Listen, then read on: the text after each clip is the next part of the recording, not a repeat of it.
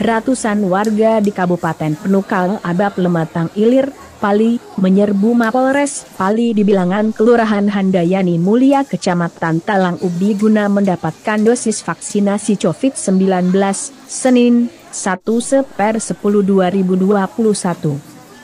Warga rela antre berjam-jam sejak pagi hari untuk mendapatkan dosis kedua vaksinasi COVID-19.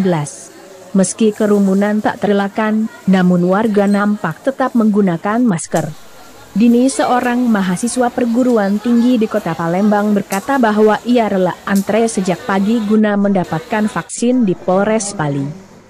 Menurutnya, hal ini lantaran pihak RSUD Talang Ubi saat ini tak bisa melayani vaksinasi karena tidak adanya stok vaksin dan belum menerima pasokan vaksin, baik dari pemerintah provinsi maupun pemerintah pusat.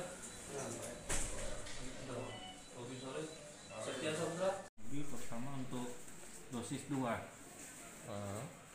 karena membludaknya ini hari ini infonya rumah sakit tidak melayani vaksin, sehingga banyak yang dari rumah sakit beralih ke Polres maupun ke Puskesmas Talang Ubi.